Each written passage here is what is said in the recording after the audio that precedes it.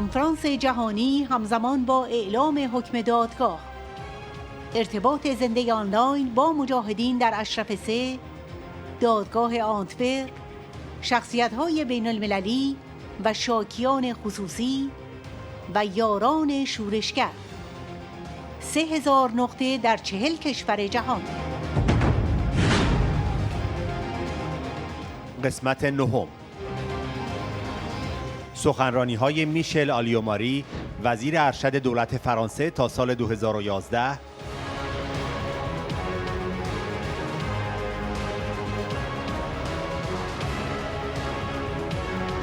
کریستوف دفریس، نماینده پارلمان فدرال آلمان. سوزان منگه، نماینده مجلس ایالت نیدرزاکسن آلمان. ریموند فولکو، رئیس کمیته کانادایی دوستان ایران دموکراتیک. سرهنگ وسلی مارتین از فرماندهان حفاظت اشرف، افسر ارشد ضد تروریسم در نیروهای ائتلاف در عراق.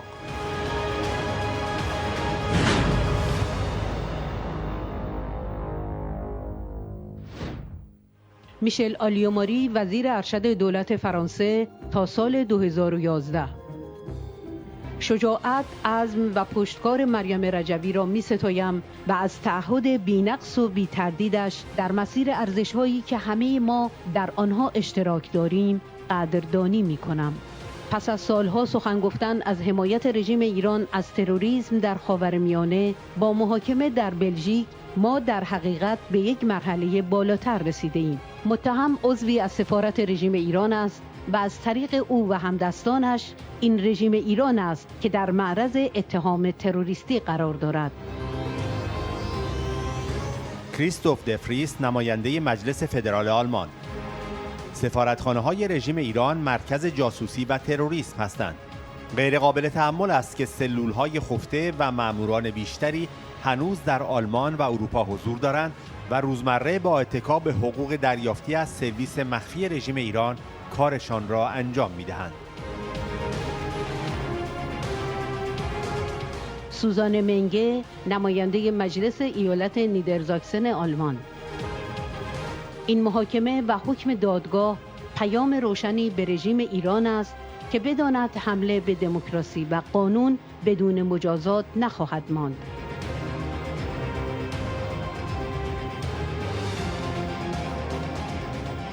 ریموند فولکو، رئیس کمیته کانادایی دوستان ایران دموکراتیک. زمان آن است که وزیر خارجه رژیم ایران ظریف را که از اسدی دفاع کرد و همچنین روحانی و خامنه‌ای را پاسخگو بدانیم و اقدامات عملی برای نامگذاری تروریستی سپاه پاسداران و وزارت اطلاعات رژیم ایران اتخاذ کنیم. سرهنگ وسلی مارتین، از فرماندهان حفاظت اشرف، افسر ارشد ضد تروریسم در نیروهای ائتلاف در عراق. اسدی و 3 همدستش به جرم ارتکاب تروریسم محکوم شدند. خامنه‌ای و روحانی هم به طور غیر مستقیم محاکمه می شدند، چرا که دستور این کشتار شکست خورده را داده بودند. خطاب به خواهران و برادرانم در اشرف 3: هنگامی که آماده رفتن به ایران شدید، من هم آماده رفتن در کنار شما هستم. ما در اشرف در کنار هم بودیم. باید تا تهران هم با هم باشیم.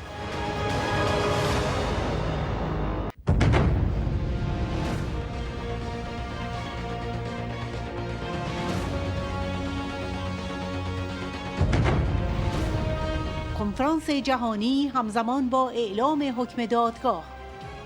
ارتباط زنده آنلاین با مجاهدین در اشرف 3، دادگاه آنتورپ، شخصیتهای بین المللی و شاکیان خصوصی و یاران شورشگر. 3000 نقطه در 40 کشور جهان. قسمت 9. سخنرانیهای میشل آلیو ماری، وزیر ارشد دولت فرانسه تا سال 2011.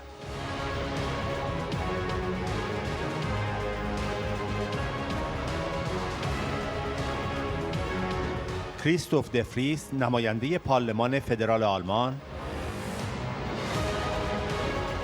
سوزان منگه نماینده مجلس ایالت نیدرزاکسن آلمان، ریموند فولکو رئیس کمیته کانادایی دوستان ایران دموکراتیک، سرهنگ وسلی مارتین از فرماندهان حفاظت اشرف، افسر ارشد ضد تروریسم در نیروهای ائتلاف در عراق.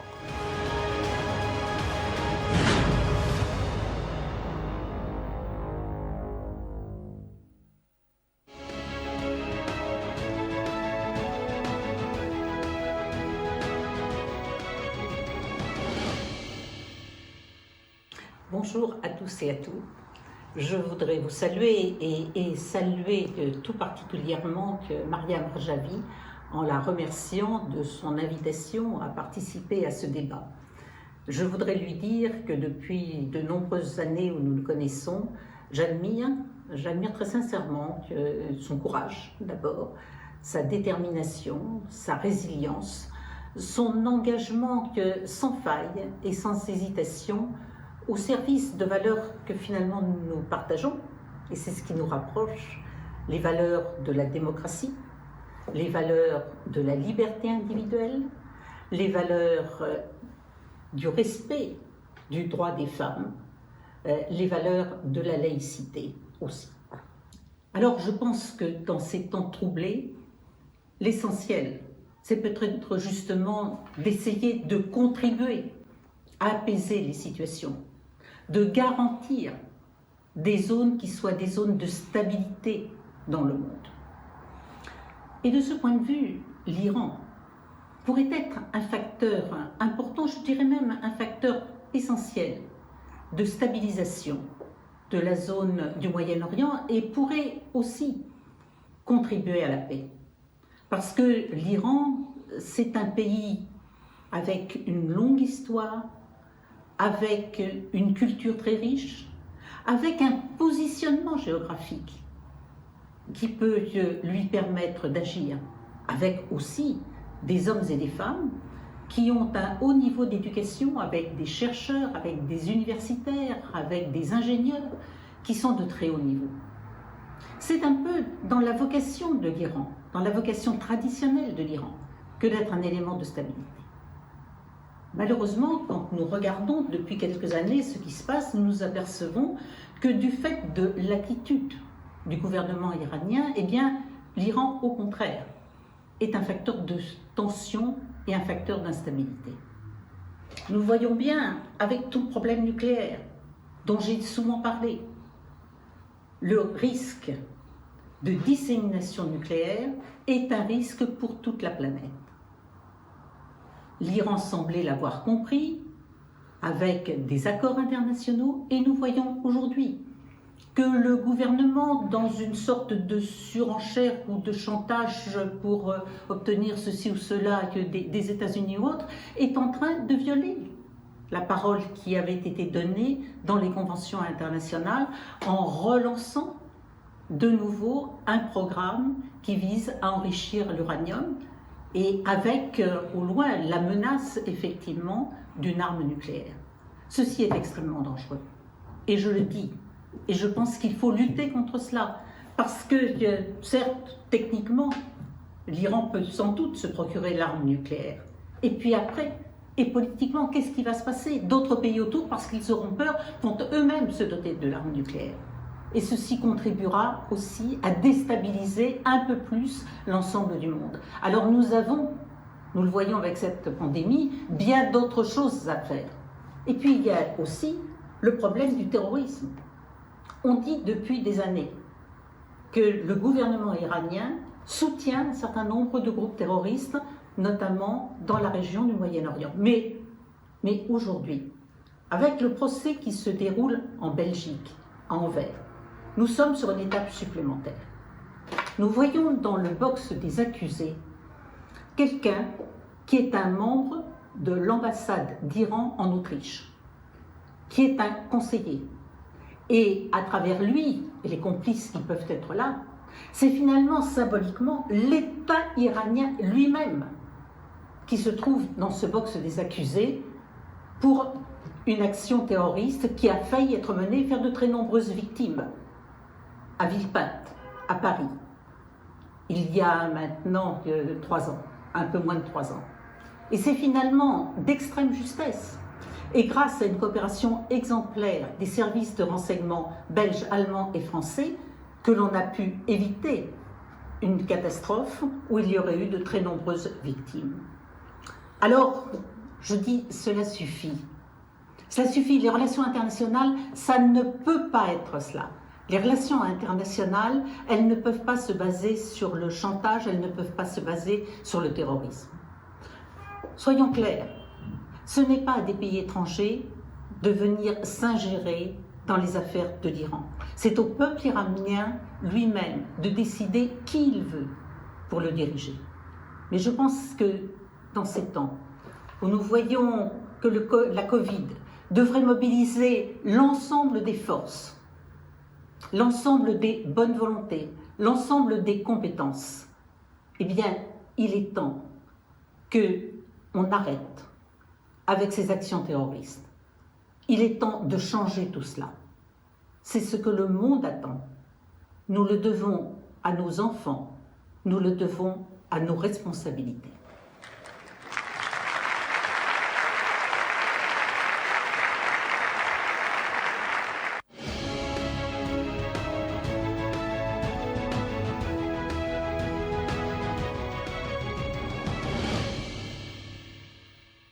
Mit großem Interesse, aber auch großer Sorge habe ich den Prozess des iranischen Diplomaten Esdallah Assadi in Antwerpen verfolgt. Es gab auch hier eingehende Medienberichte im deutschen Fernsehen. Er und seine 3 Komplizen wollten einen Terroranschlag auf eine Veranstaltung der iranischen Opposition in Frankreich verüben. Sie wissen das. Klar ist aber auch, ich verurteile diesen geplanten Anschlag auf das Allerschärfste. Und ich bin entsetzt darüber persönlich, wie weit vernetzt der iranische Staatsterrorismus in Deutschland, in Europa und in der gesamten Welt reicht. Und wie sehr das iranische Regime den diplomatischen Privilegien ausnutzt, um Gewalt gegen iranische Dissidenten und Oppositionelle auch im Ausland auszuüben. Ich selber kenne ja auch den Einflussbereich des iranischen Regimes, nämlich das Islamische Zentrum in Hamburg, das IZH, zu dessen Reisezielen auch übrigens die Reisen von Herrn Assadi gehörten, dem Terroragenten. Und das macht für mich auch die Gefahr des Staatsterrorismus noch einmal sichtbarer. Dieser Gerichtsprozess und das Urteil ist ein großer Sieg für die Rechtsstaatlichkeit in Europa. Und es ist wichtig, dass sich das Gericht nicht hat beeindrucken lassen von den Drohungen aus Teheran, die ausgestoßen worden sind. Es ist hier ein wichtiges Urteil vollstreckt worden, ein klares Zeichen, dass Europa Terrorismus in keiner Form duldet. Aber die Frage ist natürlich auch, wie geht es jetzt politisch weiter, damit sich solche Ereignisse nicht noch einmal wiederholen. Der iranische Staatsterrorismus, auch über Hisbollah und andere, hat ja eine lange Tradition und er ist weit verzweigt in der Welt. Ich bin der Meinung, Europa muss seinen Umgang mit dem iranischen Regime überdenken, auch was seine diplomatischen Kontakte anbelangt. Die iranischen Botschaften sind Zentren für Spionage und Terrorismus und allein der Gedanke daran ist unerträglich, dass immer noch Schläferzellen und andere Agenten in Deutschland und Europa tätig sind und Tag für Tag hier agieren und das auf der Gehaltsliste des iranischen Geheimdienstes. Und dem Iran muss klar gemacht werden, wir akzeptieren diesen Staatsterrorismus nicht mehr und ihr müsst euren Kurs ändern, damit Iran wieder ein gleichberechtigtes Mitglied in der Völkergemeinschaft werden kann.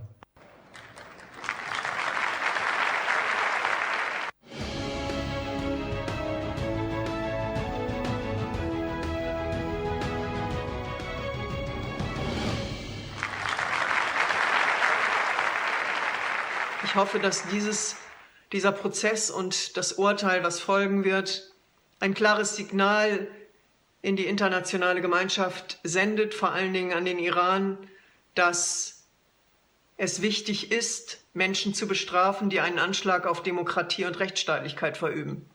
Und zweitens muss es ein Signal sein, dass es sich lohnt, auf die Straße zu gehen, wenn Demokratie und Rechtsstaatlichkeit gefährdet sind bzw. mit Füßen getreten werden.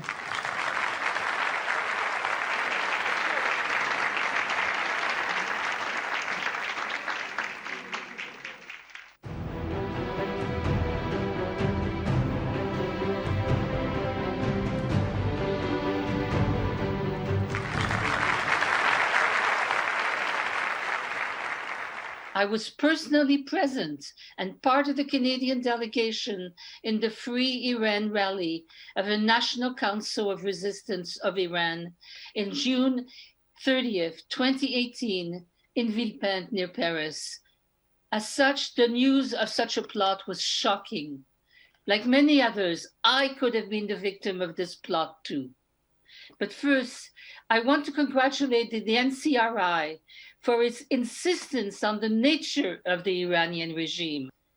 I also want to congratulate the excellent coordination between various European law enforcement agencies who thwarted a potential bloodbath in the heart of Europe and who collaborated to bring to justice the main perpetrators of this bombing plot. But as many have indicated, and during the prosecution, it became clear this was not an isolated terrorist operation. It exposes the Iranian embassy's operations under the cover of diplomatic immunity. This is not the first time the Iranian regime has been implicated in terrorist acts, but it is the first time that an official diplomat has been caught red-handed delivering a bomb to his accomplices. It is high time to hold accountable Iran's foreign minister Zarif, who defended Asadi, as well as Rouhani and Khamenei, and take the practical steps of designating the Revolutionary Guards, the IRGC, and the Ministry of Intelligence, the MOIS, as terrorist entities. I am also a firm believer in Madame Mouajavi's 10-point plan, which includes the separation of religion and state. It is the key to peace and the fight against terrorism in all its forms. I thank you.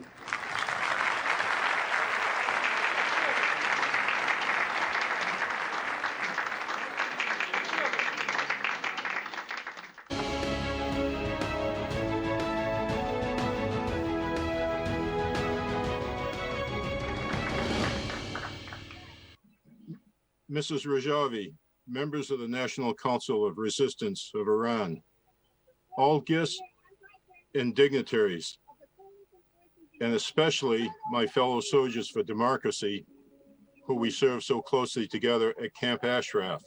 Thank you for allowing me to join you today.